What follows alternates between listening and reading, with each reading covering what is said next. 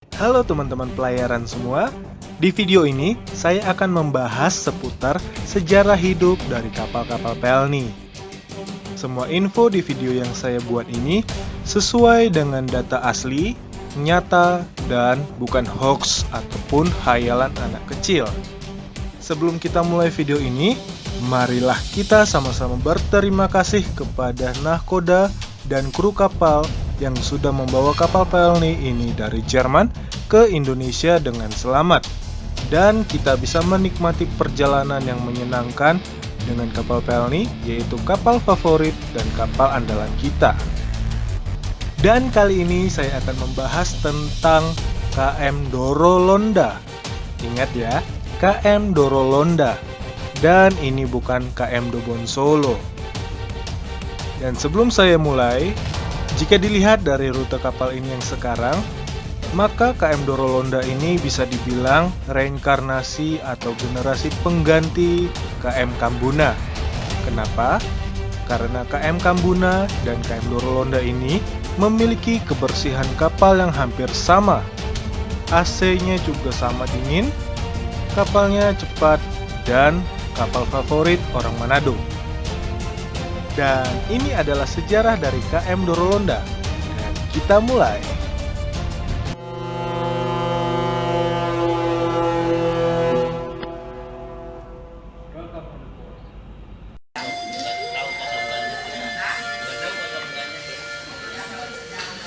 Untuk teman-teman yang belum subscribe channelnya Setengah Manusia Setengah Malaikat, ayo sekarang juga di subscribe tombol subscribe-nya yang selalu membahas tentang kapal Pelni, karena channelnya itu Sukses ya. karena channel saya ini selalu memberikan apa Bang Aderai? Jangan lupa subscribe ya. Nah, selalu. Kalau belum di subscribe, akibatnya apa bro? Sukses mengejar cita-cita. Oke, God bless.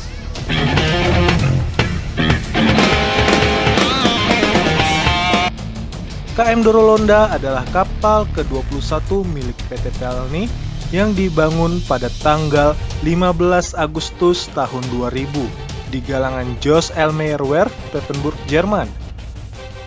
KM Dorolonda selesai dan diluncurkan pada tanggal 18 Juni tahun 2001.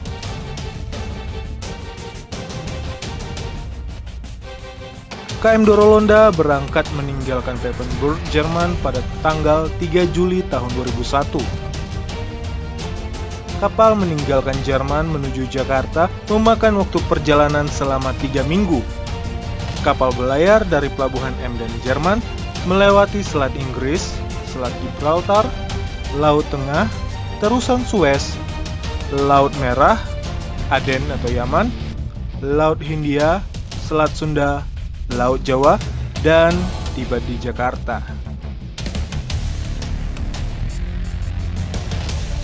Nama KM Dorolonda diambil dari nama Gunung Dorolonda yang terletak di Kelurahan Sambinae di Bima, Nusa Tenggara Barat. Dan yang memberi nama kapal ini adalah Pak Habibie.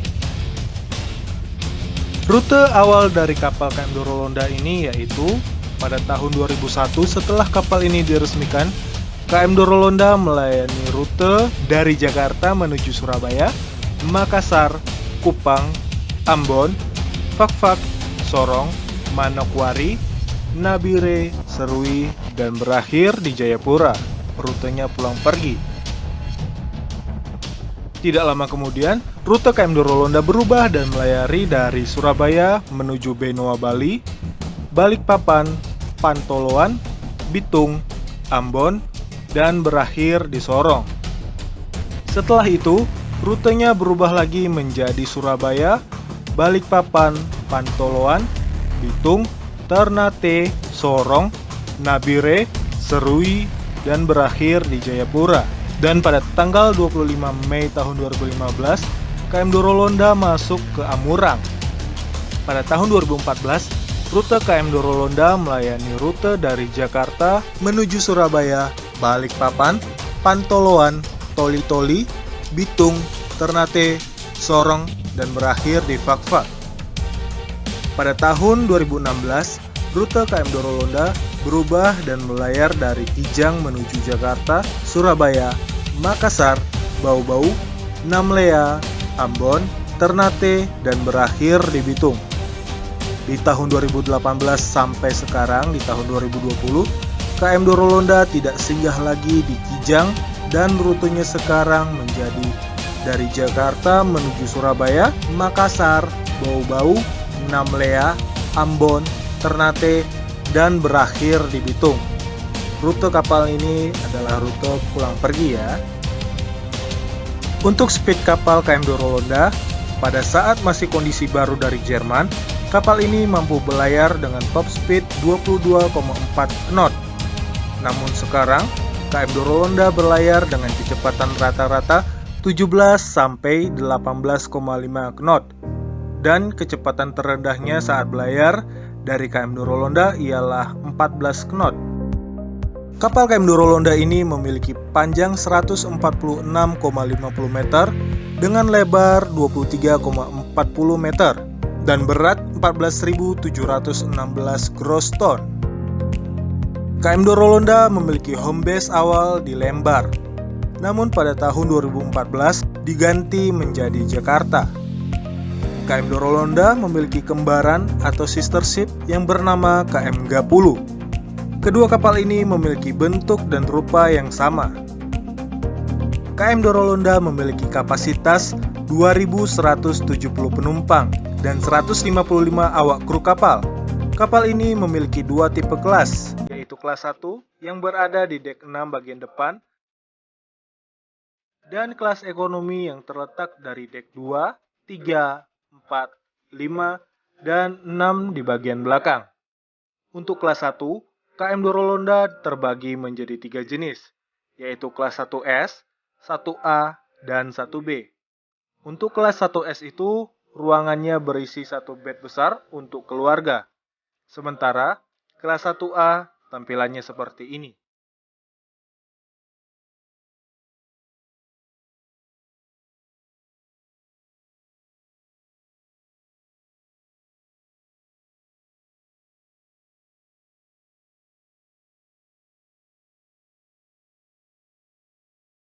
Dan kelas 1B tampilannya seperti ini.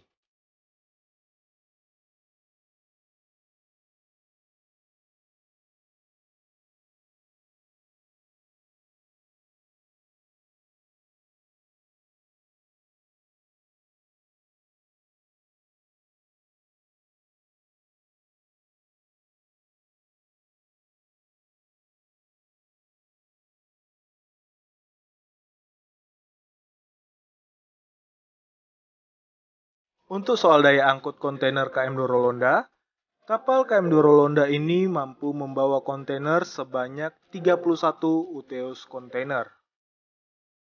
Godmother KM Dorolonda atau ibu pelindung dari kapal KM Dorolonda ini adalah Ibu Linda Amalia Sari, istri dari Bapak Agung Gumelar. Plakat peresmian KM Dorolonda tidak ada di dalam kapal ini. Namun, bisa saya simpulkan kalau KM Dorolonda ini diresmikan oleh Bapak Agung Gumelar. Alasannya cukup mudah. Yang pertama, plakat peresmian sister ship-nya yaitu KM Gapulu ditandatangani oleh Bapak Agung Gumelar. Dan yang kedua, godmother dari KM Gapulu juga sama dengan KM Dorolonda, yaitu Ibu Linda Amalia Sari. Saya bingung kenapa plakat peresmian kapal ini tidak terlihat di dalam kapal. Di kapal yang lain seperti KM Kelut, KM Sinabung, ada terdapat di dek 6 bagian depan informasi. Di KM Bukit Raya dan KM Tilong Kabila juga ada terlihat di dek 5 bagian informasi. Sementara di KM Gapulu terdapat di ruang rekreasi perwira kapal yang terletak di dek 7 bagian depan. Sementara KM Dorolonda sampai saat ini tidak bisa saya temukan berada di mana plakat peresmian kapalnya. Di tahun 2006, KM Dorolonda mendapat penghargaan sebagai kapal terbaik di tahun 2006.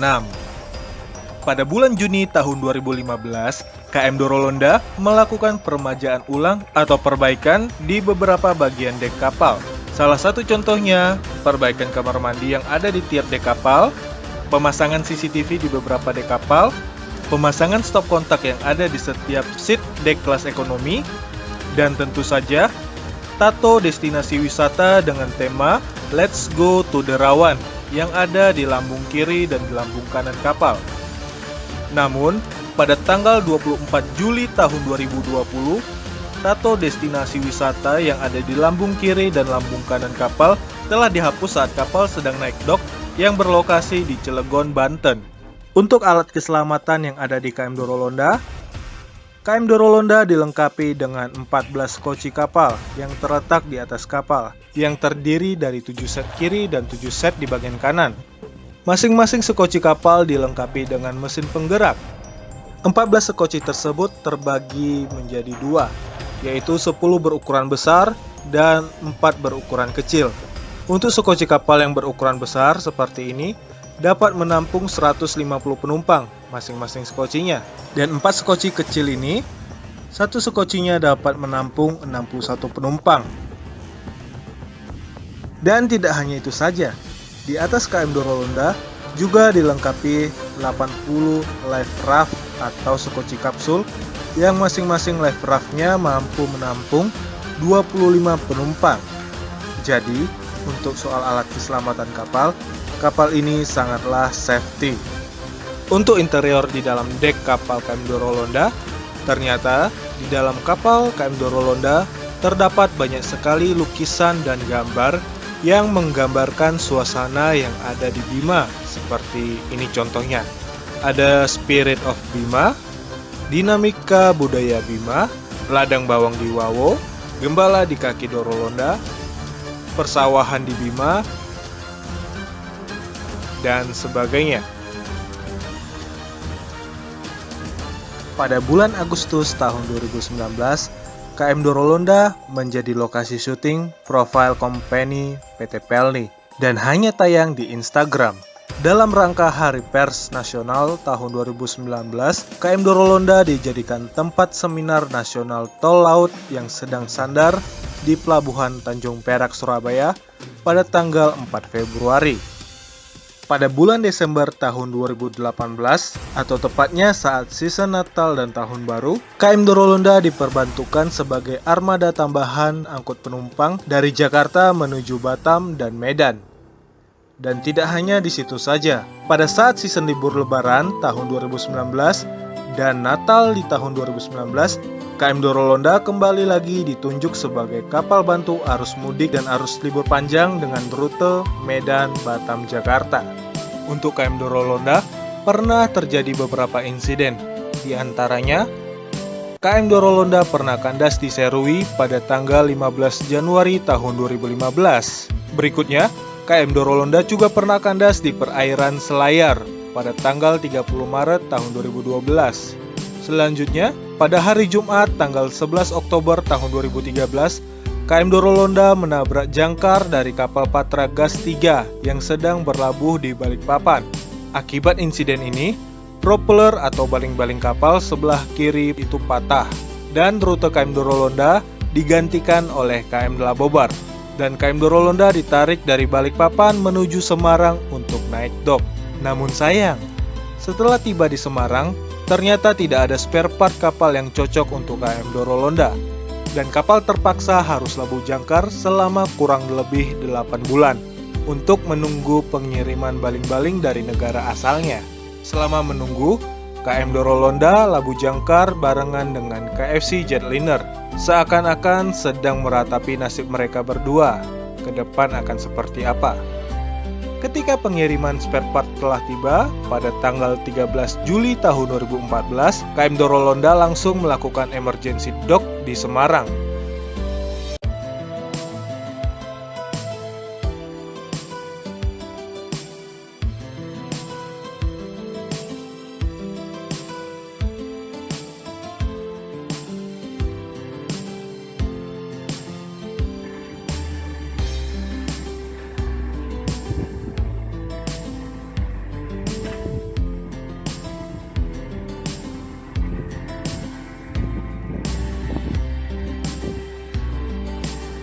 Pada tanggal 27 Juli tahun 2014, KM Dorolonda siap dijalankan kembali. Pada tanggal 9 September tahun 2014, KM Dorolonda kembali memulai pelayarannya, dan kali ini rute kapal KM Dorolonda berubah, yaitu dari Jakarta menuju Surabaya, Balikpapan, Pantoloan, Toli-Toli, Bitung, Ternate, Sorong, dan berakhir di Fakfak. Rute ini hanya sampai di akhir tahun 2014.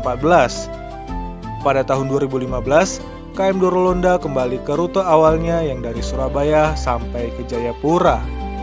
Pada bulan Desember tahun 2015, tepatnya tanggal 10, KM Dorolonda menyenggol bangkai kapal yang ada di Nabire.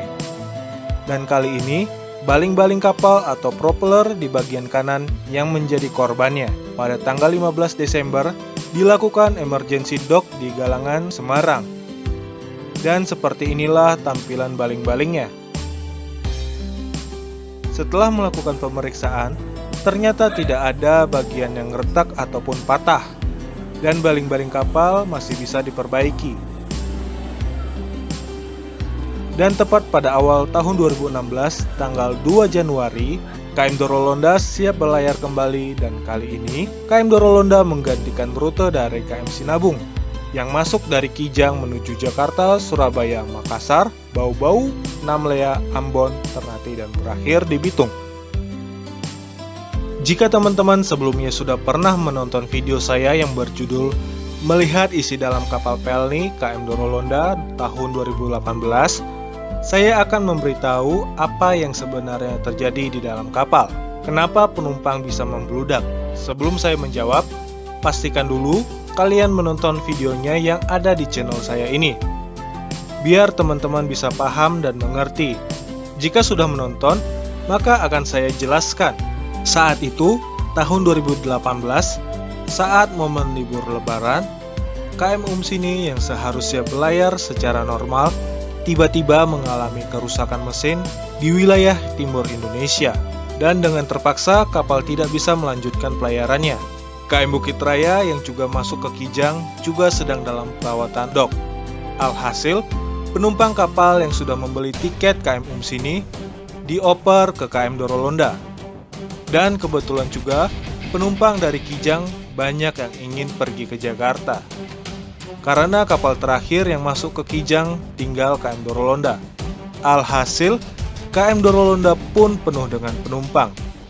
Setibanya kapal di Jakarta, penumpang yang turun di Jakarta asal Kijang dan Batam sebanyak 2.818 penumpang.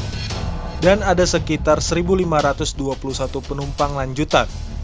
Karena penumpang yang naik dari Jakarta juga banyak, jumlah penumpang yang naik ke kapal KM Dorolonda dari Jakarta sebanyak 2.295 penumpang, dan saya salah satunya.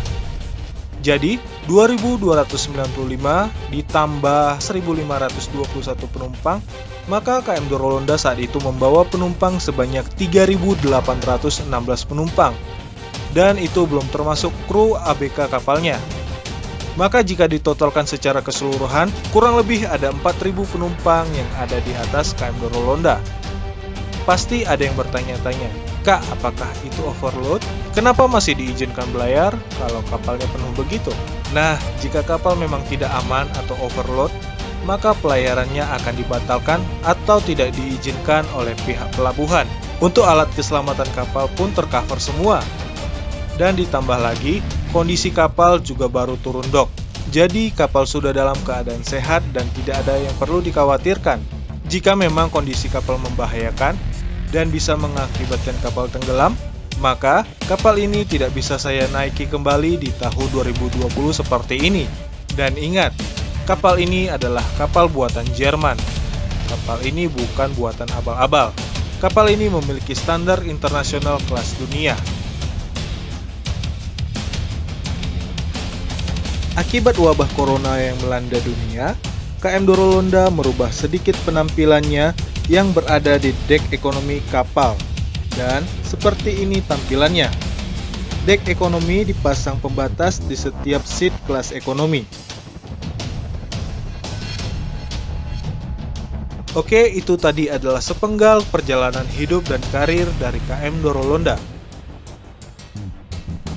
Terima kasih sudah menonton video ini. Untuk video lainnya terkait dengan pelayaran kapal Pelni, teman-teman silahkan cek di library playlist di channel saya ini ya.